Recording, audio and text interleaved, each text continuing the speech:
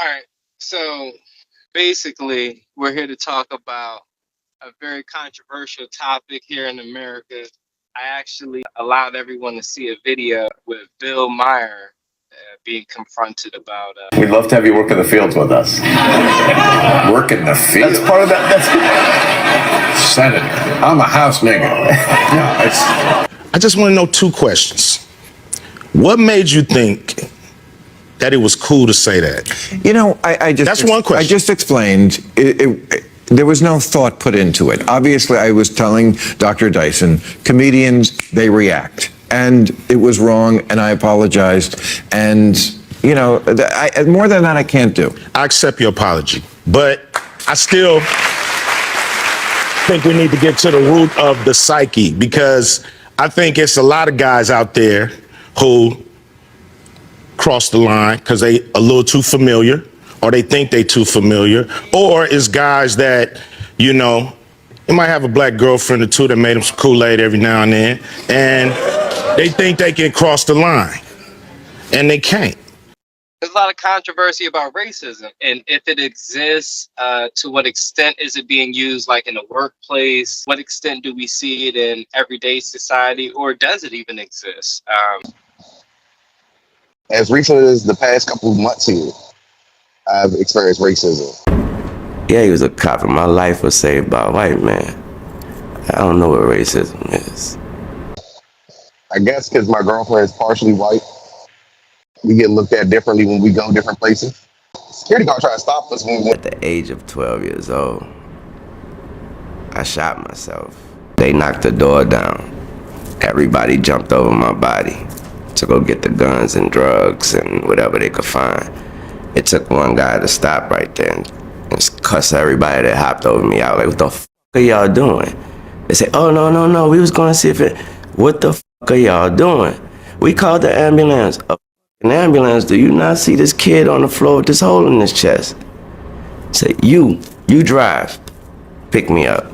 Brought me to the hospital. He didn't drop me off at the ambulance and say, you take him. He brought me to the hospital room and made two and stood there and waited till the doctor said he's gonna make it. He said, don't worry, my name's Uncle Bob. He was white as snow. The that hopped over me was blacker than me. Was he a cop? Yeah, he was a cop in my life. She can look sometimes on the Caucasian side a little bit. So the looks they were giving her was, why are you with this? We couldn't even get nobody to even serve us at the bar. We're sitting there looking at the bartender's wait to the point where I flash my flash on my phone, and the bartender goes, put your flash out my face. What do you think this is? And then turned around and walked the other way. I tried to go tell management, and your man walked up on me like I was the one wrong and escorted us outside the bar. And then with the focus down U Street, and total different experience. Everybody accepted us, no matter black, white, Hispanic, don't matter. Total different experience.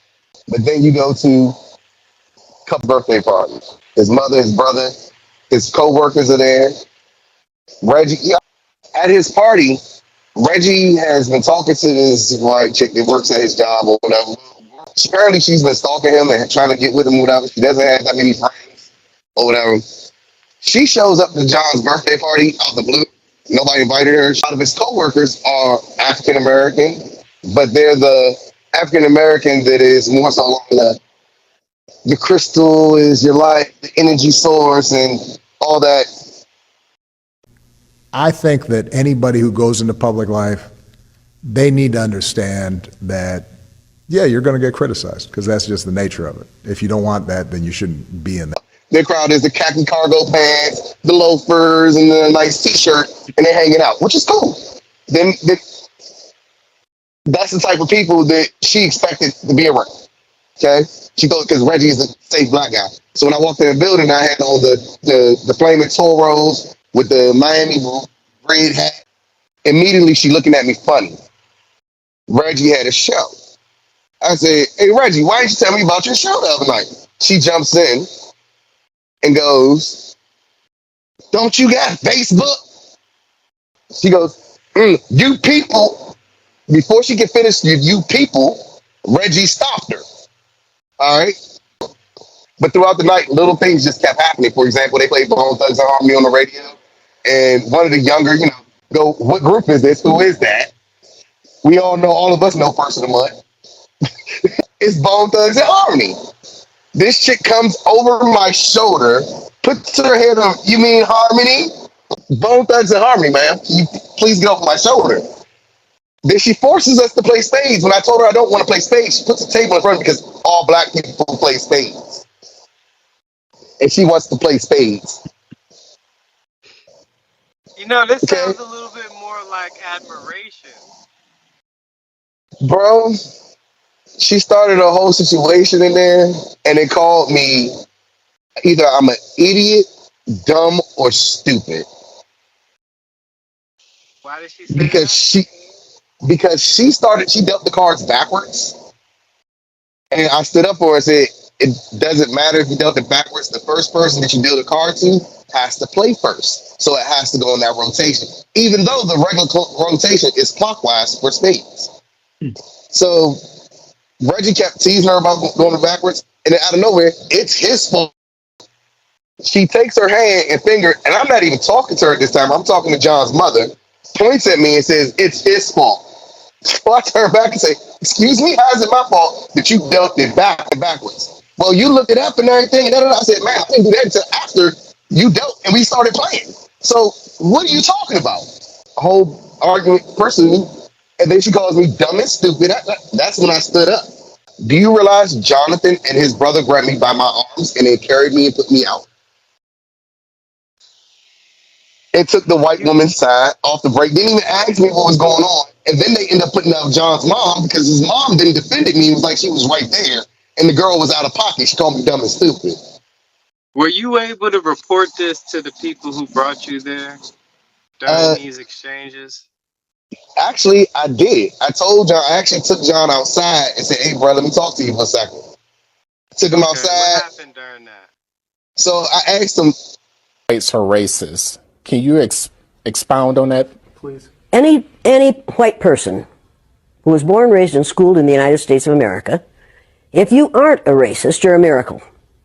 Either that or you decided to educate yourself. Because education in this country is about white is right, brown's all right, black's got to stand back. Yellow's mellow, but whites, we educate in a way that says that white males have done all. And I'm like, oh, all right.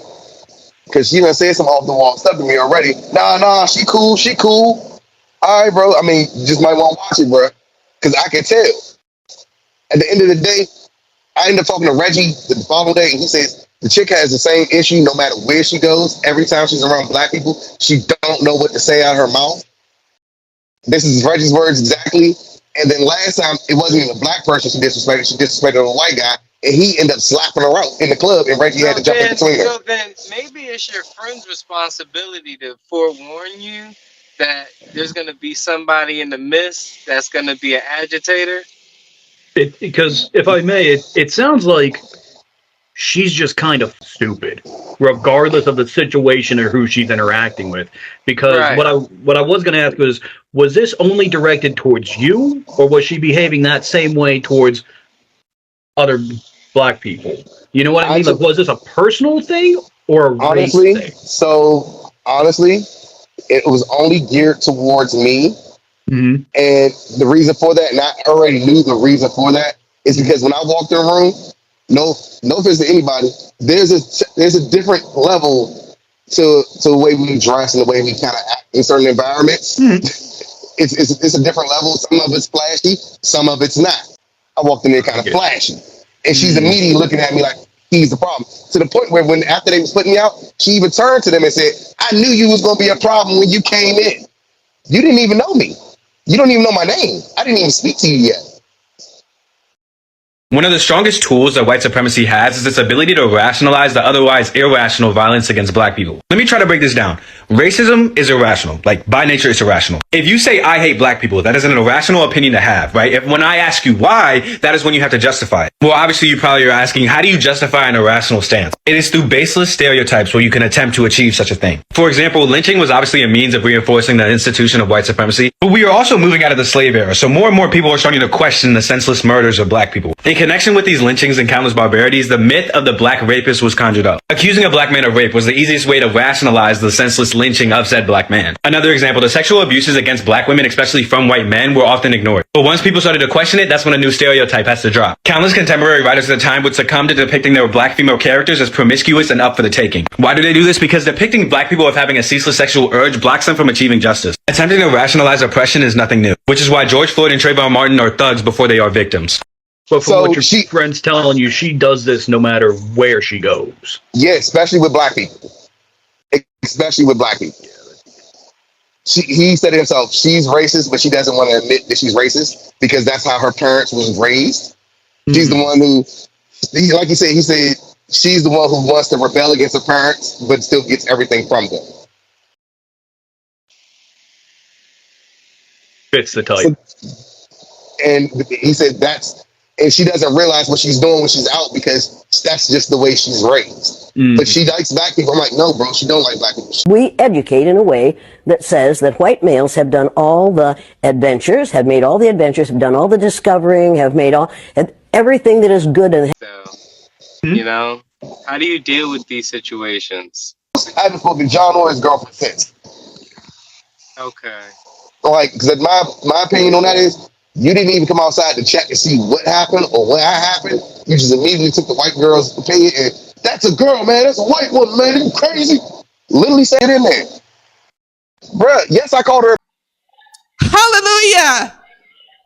So that they don't end up winning the play over you. And we're not talking about individuals. We're talking about how the enemy wants to win a play over you. We don't wrestle against flesh and blood. We wrestle against principalities and powers and rulers of the darkness of this world and spiritual wickedness in high places, who God sees them all and knows them all. So when he says what he says, he's setting up everything for the release of you so that you can move into the destination that he's always planned for you, knowing and understanding that there are people who are trying to block you, and those people are not the individuals that you think. It's the spiritual wickedness that's in high places. And while you're fighting with that person who's in front of you, trying to block that person who's in front of you, fighting with them, God's saying, no, there's a larger play at hand. There's an enemy that's behind the scene, and he's trying to get you triggered and riled up so that you can lose your Christianity and lose your faith and not walk into the destination I planned for you. And I'm not going to bless mess and help you to continue to walk in your attitude, because your attitude is wrong and it needs to be fixed. And I'm not going to continue to say go for it when your attitude needs to be checked. Hallelujah. God has to check my attitude a lot. And I have to learn to allow him to check it.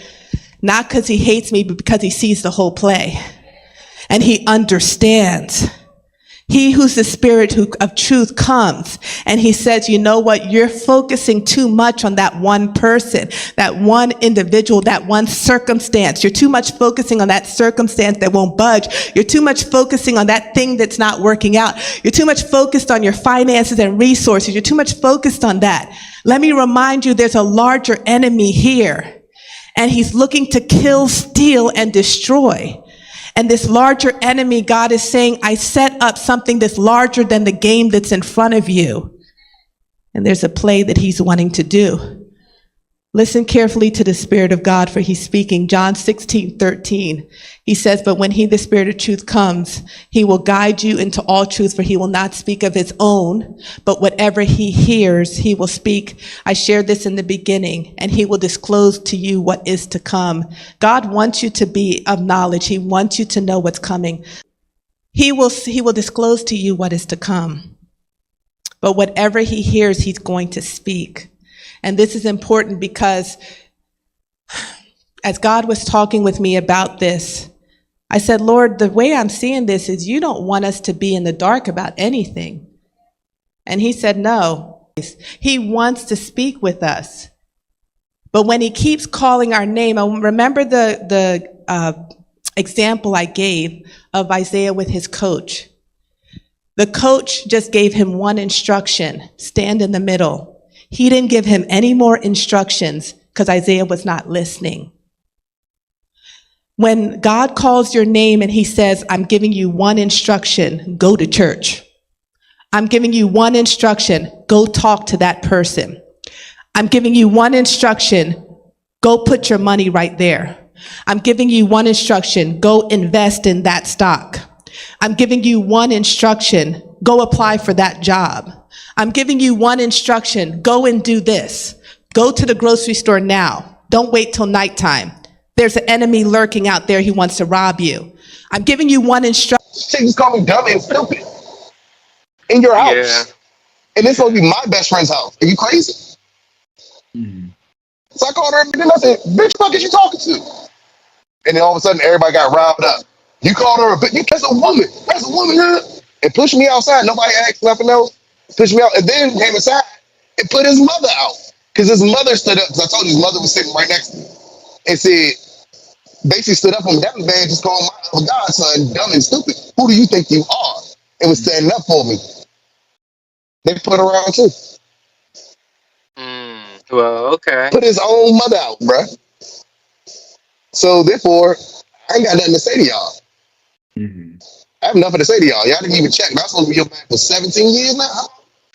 Everyone lives by different morals and values. And wow. That's interesting. Okay. Now, granted, yes, he was drunk, and I guess he was defending the guest in And his home. maybe But at the end, you should not drink though. You know, if you're making decisions like that No, based it on was his that's birthday. But at the end of the day, I don't. Like I said, I haven't talked to him since because of it. Probably won't talk to him no more because I felt like if anything, you should have had my back in here. And if not in here, yeah, scope me out. But at least come outside and check and see what the hell is going on. for sure. You guys have a very long relationship. I'm sorry to hear that. How many times did I bail this man out of jail? Exactly. Oh, I didn't know it was that deep. Man, I've bailed him out of jail. I've been a witness on the witness stand for as a character witness for the man. You don't even understand. Put up money for his defense on other shit, and that's how I got treated, bro. I'm For the not white girl sure. that you don't even know. I'm not sure I would wholeheartedly take it that way. I would just I want to talk to him too. I would want to talk to him because, like you said, he was impaired. Maybe I don't know. Maybe he don't know what was going on. That's my point. You didn't know. hold people accountable, drunk or not. Don't get drunk if you don't know what the fuck you got going on around you. Exactly. Bullshit. Well, Exactly. granted, there's at least on that subject, I think you take it with a grain of salt when someone's been drinking, but there is a clear and definitive line between what's okay and what's not. You know what I mean? Mm-hmm. You get a little bit louder, a little bit more excitable when you're drinking. That's understandable. When you completely depart that line of what's okay and what's not, it's like there's no coming back from this. You drinking isn't an excuse anymore. That wasn't an excuse anymore. Exactly. On the club thing though that you experienced, I can actually relate to that. Obviously, from the other end, me and a group of my buddies were bar hopping when we're out in Okinawa. And the funny thing about this scenario was, obviously, we're already in Okinawa, right? In Japan. But there's the common areas where it is literally both sides of the street for 4 blocks is nothing but bars for all the enlisted service members out there. Me and 2 or 3 other guys, well on into the night, we go start bar hopping. We walk into this club called what was it? The Black Rose. We go upstairs, loud, packed to the gills, couldn't get service. Looked at sideways by everyone in there. And the fun thing about that is, obviously, with it being Japan, you know these are all other Americans. But the Black Rose was commonly known as the Black Club. So the fact that we were up in there, couldn't get served, looked at sideways the whole time. And it's like, we're Americans in a foreign country, and we're still going to behave this way? You know what I mean? Like, What was the nationality? You said mostly black people in there. because it Yeah, was a black club. yeah. It was a black club, obviously, Japanese owned and operated, but So the owners were Japanese and still treating you some kind of way. so Like the this gets into a bouncers weird and dynamic with Japan because in Japan, even if you expatriate, um, you as a non-native Japanese citizen can't own property or businesses. hmm So anything owned in Japan is owned by a natural citizen. Does that make sense? it does. So even if so essentially, let's say black dude expatriates to Japan, opens this club, his wife owns it. He doesn't. You get what Makes I mean? sense. Yeah, Makes they get into sense. a weird dynamic over there. But the point of it is that the only It's weird, non-Jap. but it should happen here too. Oh, it absolutely does, and that's my point. You can look at it. We're in a foreign country, and we're still superimposing this nonsense in environments we create, because Mhm. obviously black people are not native to Japan. The only black people in Japan are typically Americans with the service over there. And we're still going to create this environment of you're not the right color. What are you doing here in a foreign country? And I don't know if there is a solution besides us talking about it and us actually just trying to identify where it comes from, right? Because why ostracize or make a group of people feel uncomfortable? And everything that is good and has been accomplished according to social studies, which is actually anti-social studies, by white males. It's a lie. But we do that in order to maintain the myth of white superiority. The myth of race has to be maintained at all costs in this country. Because if white people have to give up the color of their skin as being something that makes them perfect, what do they have left? If we start teaching the truth about history, if we start teaching about Nile Valley contributions to civilization, it will totally change the way we conduct ourselves in the classroom. Community, right? And wanting to be around your own type of people in a club setting, for example. I don't understand the discrimination or the apprehension when it comes to viewing other groups and accepting them. Now, accept the fact that it could be a little history, right? That, again, from my perspective, may require a little more talking through so that we can really understand and then really see, okay, well, what's your perspective on this and how have you digested it? And then how do you carry yourself, right? If you see the nature of someone, I think you can see whether or not they have these type of tendencies.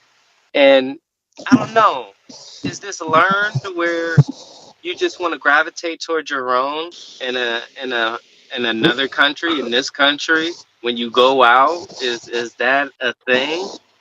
You know? Honestly, I think it has something to do with being comfortable. It's a Why? comfort level because a lot of times when you're around other nationalities, you may feel uncomfortable.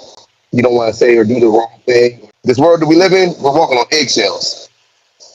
Everybody's emotional.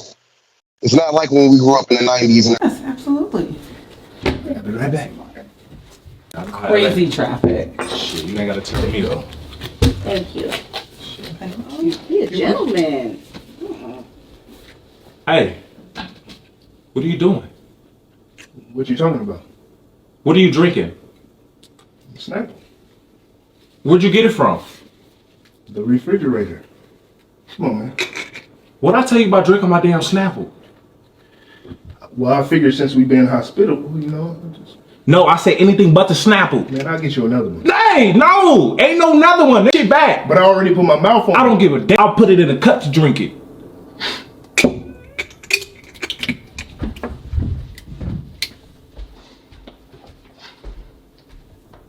Ladies, I'll be right back, okay? It's kind of not a comfort level because I don't want to do something and be stereotyped one way.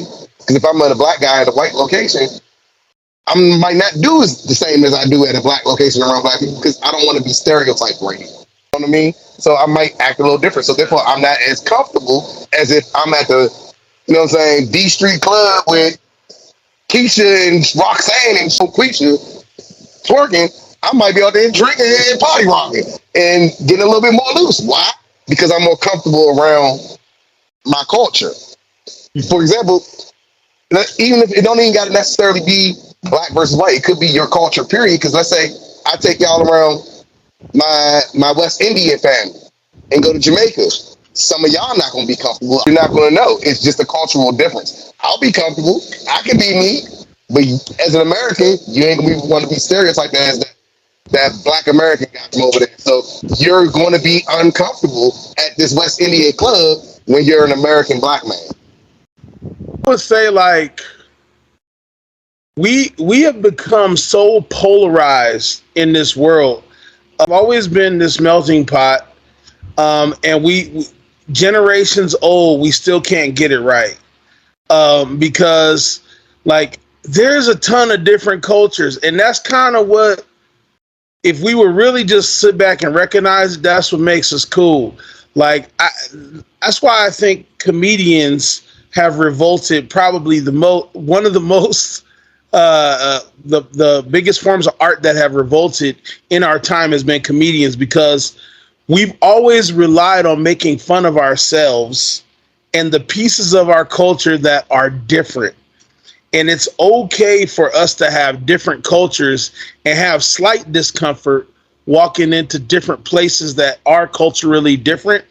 But if we walk in with the intent to learn instead of the intent to see which culture is right, there ain't no right culture. They just all different.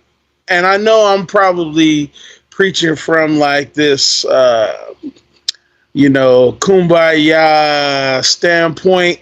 But honestly, if we were to embrace that as much as we embrace that different cultures have different food, that different cultures have, different beautiful scenery that comes along with it.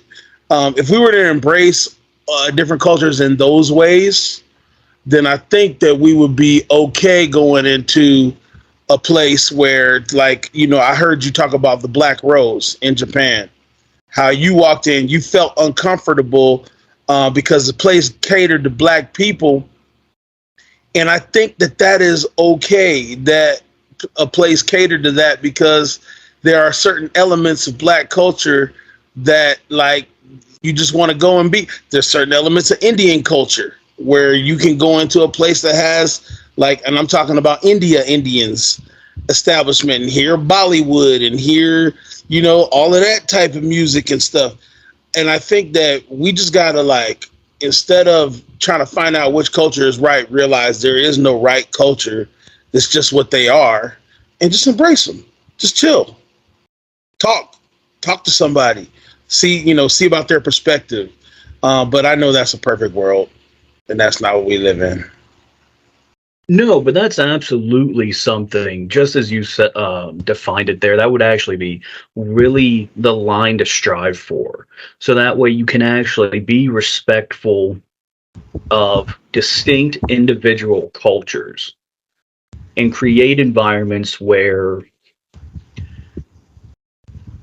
it caters to that culture. But at the same time, the tricky part there is, okay, well, how do we set up an environment that's going to be safe for Indian Americans, African Americans, Asian Americans, Caucasian Americans, and how do we do that so that way whenever someone not of the culture walks into or enters one of these areas, we're not making them feel excluded. You know what I mean? Like that's the catch-22 here. How do we make everyone safe in their own space, so to say, without, in a sense, reintroducing segregation, but self-inflicted, and only driving that tension worse? You know what I mean? Dan, I could tell you that I don't know the answer to this, but I do know what it should be. It should be a, let me show you how we do it kind of culture. Like, so you came in the bar, Like you know how all kinds of movies have that moment where the black person walks into the white bar that's playing country music and you hear that zzz, and all eyes go. But it should be a let me show you how we do this and come and line dance with us or something like that. And if that pause is still gonna happen. Oh, absolutely. That pause is still gonna happen. So if we embrace the pause and everybody in the restaurant could be on some, let me show you how we do it, more than you look like you're lost. Mm-hmm. But that's changing a bunch. I don't know how. I don't know. The how is the biggest thing. How do we get there? I don't know. But maybe this podcast could be the let me show you how we do it. The beginning of that in America. That's an applause line. I'll say, I think the way we can get there definitely is just by at least one of us, seeing what it is. Like, I feel the same ways when I go into places when there's a whole majority of people that I am not the same of in general. Like, due to history, due to your upbringing, a lot of people feel that way. There's majority over minority. But if there's that one person that realizes, hey, look, this person feels uncomfortable, let's try to make them feel comfortable in this environment. It's like you said, Rick, just show you how we do this. You know, just bring you in. But someone to recognize that, I think, and to embrace the people that aren't from this And that world. takes courage. That takes courage. It takes a lot of courage. It takes a lot of someone stepping out of their shell. And I but it just only thought takes one person. It only takes one. That's I it. just thought of a One way. person every time. I just thought of a way. Sponsorship. Sponsorship is one big way, and what I mean by that is, I'm glad. I'm glad to see, actually not only black faces on this call right now, right? If we had, like, to my point, Indian representation, if we had Asian representation, right, and then as we go out in SWAs and go visit these different places, if you have a sponsor going in, maybe that eases that. Oh, wow. I didn't realize somebody already bought this place. Yep. Just last week. Oh. Name's Clayton. Janet, I'm next door. That is a great timepiece you got there. Is that a Rolex? It's expensive. Very expensive and very tough to find. I'm sorry, I got a thing for nice watches. Are they inside? Is who inside? The new homeowners. I'd like to meet them and give them a rundown of the neighborhood. Ah, that's me. I'm the new homeowner. Neighbor. Okay, good one. Can you imagine living in a place like this? Excuse me? Oh, no offense, but I mean, how could a mover afford a neighborhood this expensive? I mean, the property taxes alone, there's just no chance. I'm not a... Oh, you must be the new homeowner. I'm Janet, I'm next door. It's nice to meet you. I'm not the owner, he is. You need anything else, boss? You want me to take those boxes in?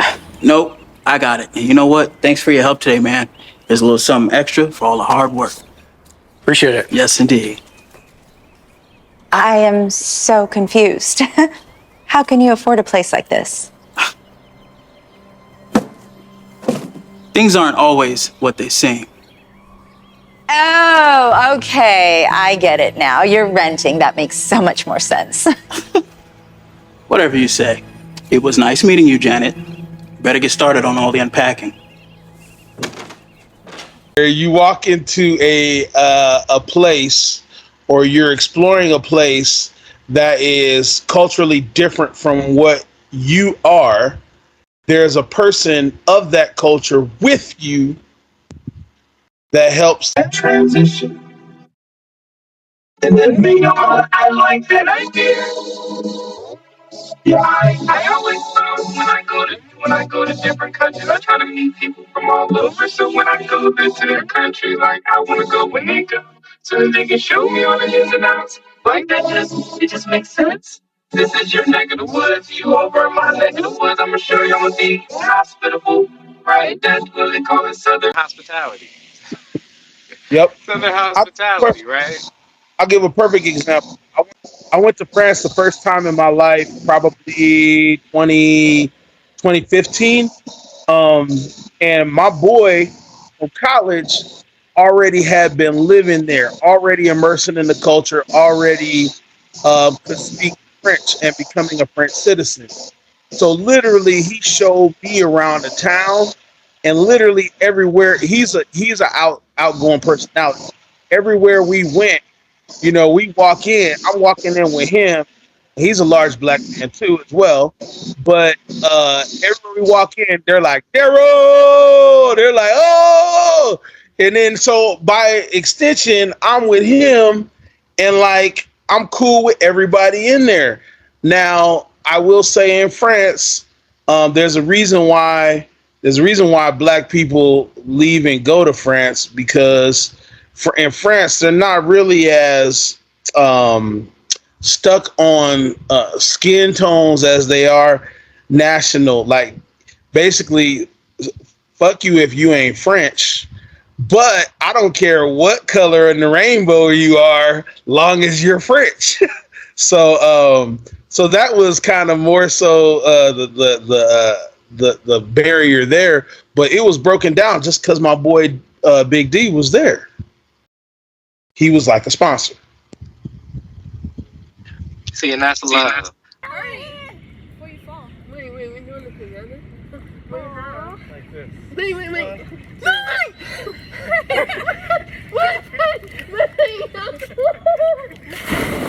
Transition situation where there's no apprehension. When you're around any group that you don't know, there's apprehension. If I'm around brown people I don't know, there's apprehension, right? Like, I don't know nobody at this party. At least if I go with somebody, like I feel a little bit more comfortable. Going back to your point, Randy, like being comfortable. I don't know. For me, it depends on my mood, I think too, and your mindset. I don't even know where to begin. How to apologize to you. All of you. I was wrong to assume you stole my watch. I was wrong about everything I said about you. I'm sorry. It happens all the time. It's just the world we live in, sadly. But hopefully, it's taught you a lesson. Oh, it did. I realize now that things aren't always what they seem. I hope you can forgive me. It's for Columbus. We all know now he had nothing to do with the discovery of the United States. But yet, all through school, we was taught, hey, Christopher Columbus, this white guy, discovered the United States. Nah, bro. We've always known Christopher Columbus, right? He discovered the Americas. It's always the wording, right? Which is not technically incorrect. It's just not North America. We just left that out. You know what I mean? Like, they taught you the truth. The scared truth, like I said. They wanted to teach you the scared truth. Yeah, but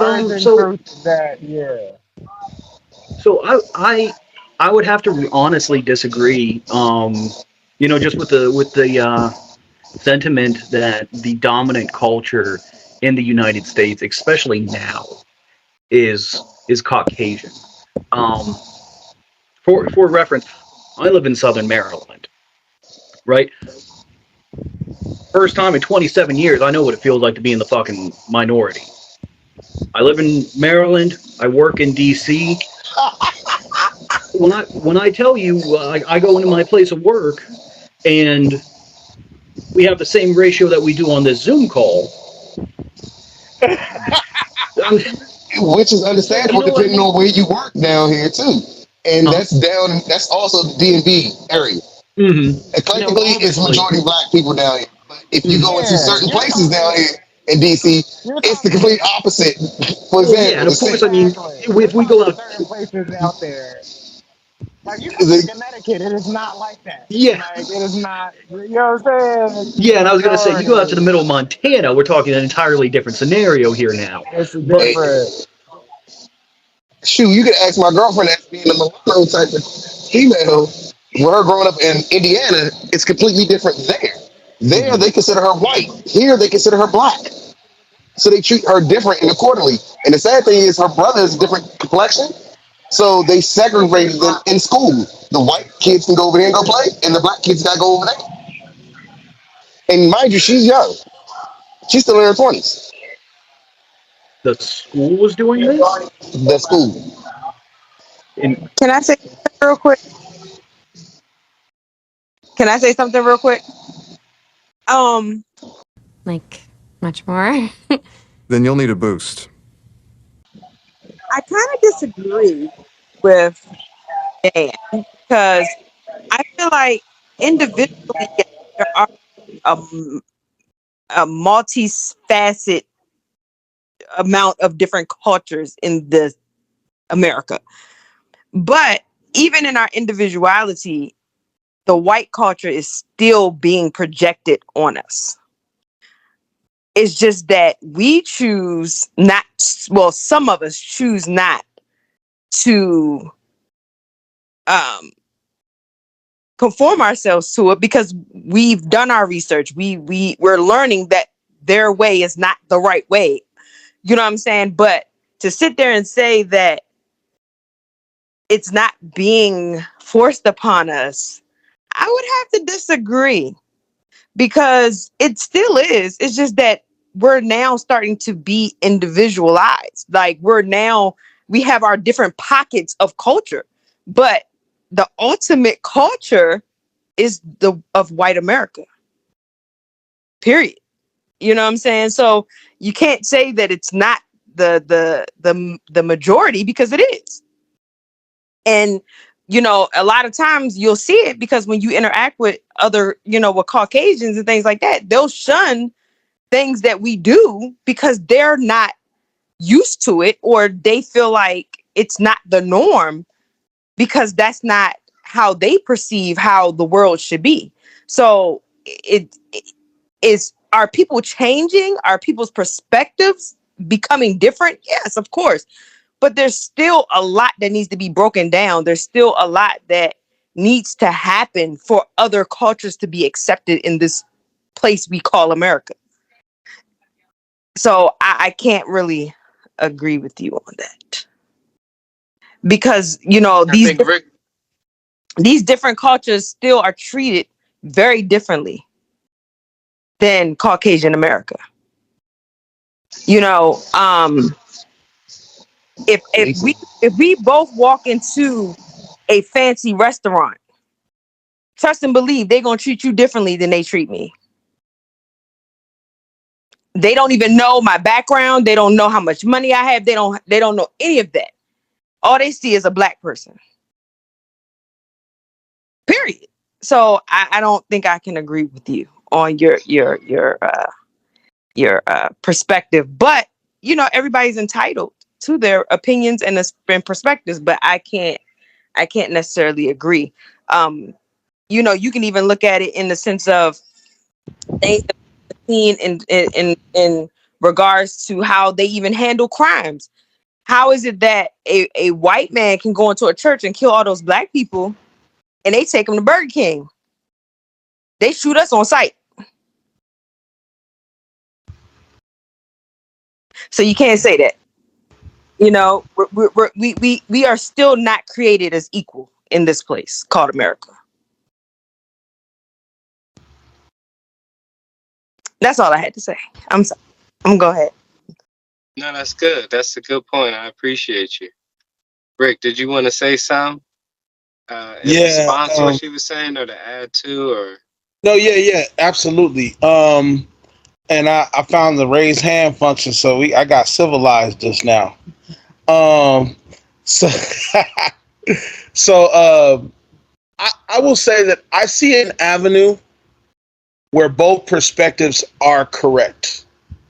And the reason that I'm saying that is, so looking at the premise of America and the melting pot that it is, I think we're talking about a problem that we're slowly fucking our way out of. And I really truly mean that when I say we're fucking our way out of the problem. Because Did my research, you're right. because as people of color continue to fuck people that are white, we have nothing left but people of color. And let's just be real. If you got black in you, you black. That's the way we view this world. Okay, so from a boots on the ground perspective, I see what you're saying, Dan. And yet, as we look at where the top percent of wealth is distributed within our country, as you look at the demographic across that top percent of wealth, all right, yes, many black people of color have broken into that, but we still got a long way to go. So at the top percent of wealth within our country, which wealth is, let's just be real, that's what guides and drives policy here in the company. So at the top percent of wealth, they're still setting an agenda that is very much what Tiffany is talking about, and that perpetuates that. So what's the difference here? As we continue to fuck, eventually, very soon, this will not be a problem. As we continue to move forward, not in just America, but in the world. So I know it's a weird way to look at it, but that's what I was going to say. Great point. Great point. I appreciate how you put that. It was very smooth, sir. DM, I know you were waiting. Go ahead and tap in. So I was going to speak on basically adding on to what Tiffany said, but I definitely like what Rick said over here. I've done research into that, and they actually have a dated year expectancy of that to come to fruition, where there wouldn't be any actual full Caucasians left on Earth. They project 2097 or something like that, where they expect all of them to be integrated by that point and have some type of mixture into them. So they say that that's a part of the racism, where they don't want their race to be killed off the earth, which anybody's going to fight for that too. I can't blame them. But on Tiffany's point, when it comes down to even policing shows you who the dominant is. You gotta also remember where it even came from. Ku Klux Klan is the original police department. So when they freed the slaves and they needed somebody to police, those were the groups that was sheriff and indicted as the police groups. And it's been that way ever since. And they still trying to fight that to this day, getting the racism out of the police department, because that's where a lot of it stems from. Down to the police, and it shows you who's the dominant in this country still. It shows you in the courtrooms. It shows you in the jails. It shows you by the laws that they passed to this day to keep black people in jail and separate them from their black families. It shows you. Think about it to this day, even to all of us here, well, majority of us here are of some color, except for Dan, I believe. Dan, you're Caucasian, right? Did they teach, what kind of high school did you go to school with? What area did you go to school in? Did you go to a black high school or a white high school? Yes. A white high school? Both. Okay, so then you're a perfect person to ask. Do they teach economics in the black high school that you went to versus the white high school? Again, yes, but no. Because from what I'm learning nowadays, if we realize us growing up in our era, they took economics out of the black high schools. They don't teach money, finance, and financial goals. They don't teach it. Now, are you referring to personal finance or economics on the macro scale? Personal and on the macro scale. They don't teach it in the black schools anymore. Okay, because I know they also removed the personal finance, more the home economics. The home economics. That was removed from schools, period. From what I saw. And I graduated in 2013. Gotcha. Well, I got out in 2004. In '04, white schools were still doing financial economics classes and teaching stability and home economics. Whereas in black schools, they did not teach us that at all no more. What they were teaching us was child care, how to do cars, and how to do cosmetology. Was this Those were the programs that we had in our schools. sounds almost like the vocational programs they had at some of the backwoods schools I went to? Essentially, your senior year, you'd go learn to be a welder, or plumber, or HVAC, the job Yeah, of the area. that would make sense. And they just now implemented that in PG County, realized that, where they just introduced aerocraft, space technology. They just introduced HVAC into the high school. Before, all they had in PG County was cosmetology and automobile technician. And that was at Crossland. We only had it at one school. Now they have a different trade at every school in PG County, which is different, which is good, but they just made that transition in 2018. Well, I know just from speaking with people in the education system, I know getting to introduce those little technical courses, programs, and skills is really an uphill battle. Not giving them an out or excuse at all. I'm very happy to know that any school anywhere is offering more vocational training outside of just the admittedly shitty and highly varied state by state American public education system. So anything that actually teaches you livable skills, I always think is should be the next. But if I can circle back, and I'm gonna try to keep this quick because I do have to go. But I wanted to touch just a little bit, Tiffany, with what you said. No, you're absolutely right. Everyone is, of course, entitled to their opinion. We're gonna have different perspectives on the matter, but I just wanted to kind of throw up there: is it really more that it is white or Caucasian culture being forced and still being dominant, or is it less of a race thing and more of an economic class thing? Because, and again, just my personal point of view here, I grew up in an incredibly poor family. So people nowadays, they talk about white privilege, this and that and the other. And a common joke, especially around people I grew up with, was I never had enough money or enough privilege to be white. I'm white trash, and society needs to learn to understand the difference. And to double back, even you can look at what I mean, even with law enforcement, right? Let's take law enforcement and their interaction with Caucasians versus non-Caucasian. Law enforcement are just that; they're just enforcement. These are just guys on the ground who are told what to do from a book that even the judges and lawyers don't understand. The people who make these laws, well, there are lawmakers, they're the politicians. And that's always been where my biggest disagreement has come out of any class of people, is that it is the elites, it is those completely removed from daily reality who are making these laws that govern how the rest of us have to live, how the police have to interact with you, how the judge has to pass a sentence for a crime, how much you pay in taxes. It's not anyone that we interact with. It's politicians. So I think a lot of our issues are more class issues, economic That's a whole class nother issues, and discussion. race issues. So,